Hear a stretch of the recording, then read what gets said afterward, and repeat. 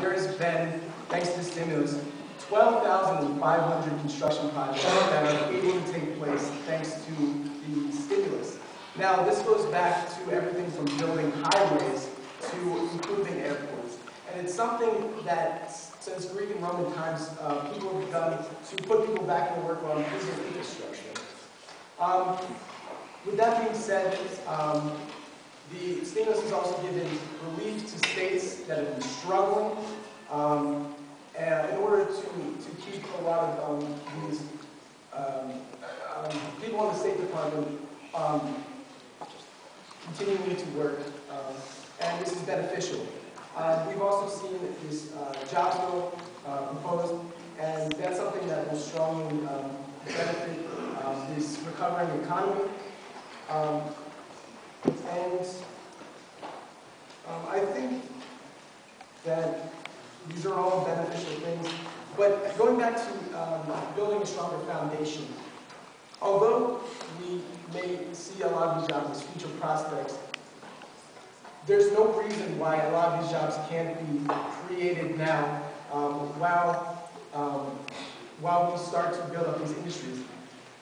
Recently, we started becoming a major player in the hybrid battery industry. 2 years ago, we only had 2% of the world's advanced batteries made here in the United States. Today, 2 years later, 20% of those batteries are being made here. So there's no reason why the jobs of tomorrow can't be addressed today. Thank you very much. Thank you.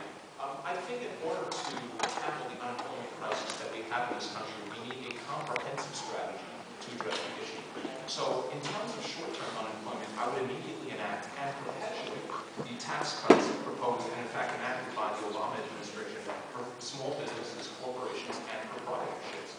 Furthermore, I would seek to relieve the lower and middle classes of their current tax burdens by eliminating, at least temporarily, several of the regressive taxes that are currently on the books, chiefly the payroll tax, as well as certain other Pavlovian taxes that disproportionately affect the poor.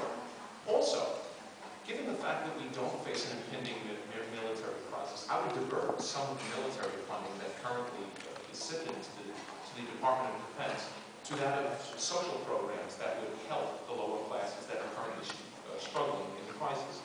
One of such proposals would be to continue funding the current unemployment benefits and extend food stamps for the poor classes, given the fact that they possess a larger marginal propensity to consume, which would temporarily stimulate the economy. Furthermore, I would agree with the Obama administration's recent job bill with bipartisan support, which supported a tax subsidy for employers,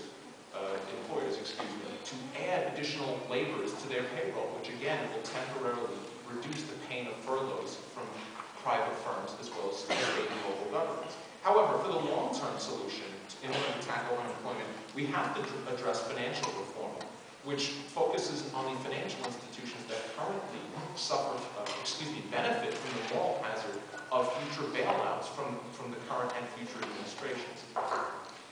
And last but not least, I would encourage tax reform, which replaces our current income and payroll tax system with that of a value-added tax in order to reduce the distortions of the current tax burden on the electorate. Thank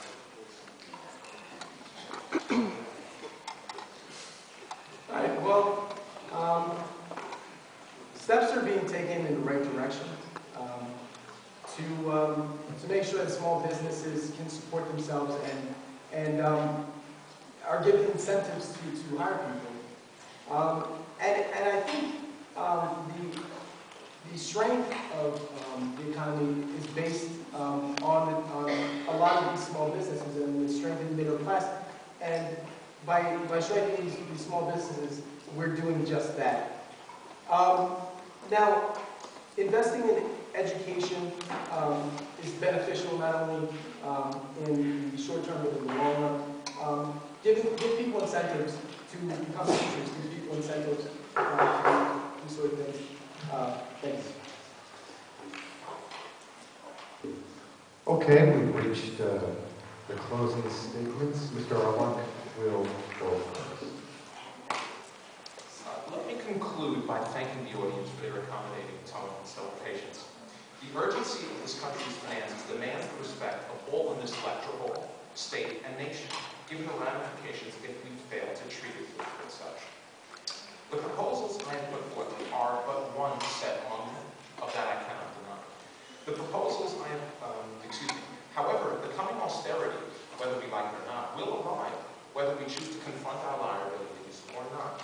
Every moment we wait, every month we waste, every year we idle, we move ever closer towards national bankruptcy and default. Make no mistake that the prospect of default burdens all, as does the notion of an inflated currency to liquidate our debts. Should we choose the former, we will face the usurious nominal interest rates our skeptical creditors will charge us in the future, the result of which would be to further impoverish our people and drain our treasury. Should we choose the latter, we will face the rise in general prices as too few goods are chased by too much currency. The coming of high nominal interest rates will return as well, as creditors once more risk capital in inflated markets. Furthermore, the regressive nature inflation possesses would disproportionately hurt those on fixed incomes, such as senior citizens, and meager budgets, such as the poor and ailing in this country. Having exhausted the two options the status quo offers us, we must find a viable alternative. Failure to do so will result in the predicament Greece finds herself in currently. Once the jewel of America's gold crown, California has now resorted to issuing fiat debt of no intrinsic value, while groveling at the federal trough for mere subsistence. Of the two major deficits we face, namely the budget and trade, a third lurks amongst the American electorate. I speak, of course, of the attention deficit, and it is this deficit which threatens our nation's viability most of all. Thank you. Mr. Frank? Again, I want to go back to the fact that, yes, the deficit does need to be addressed, but at the appropriate time. I know there's a concern that people are saying, well, China is buying up all of our debts, and people are afraid that they're just going to sell those debts back. But I want to make clear that in the global economy, the United States plays a major role. Not to mention the fact that the majority of China's wealth is based in the U.S. Treasury. So for them to just go around and just sell those bonds is economic suicide. With that being said, we're taking steps in the right direction. We've created a much stabler economy, a much more stable foundation, and we've made it over the hump.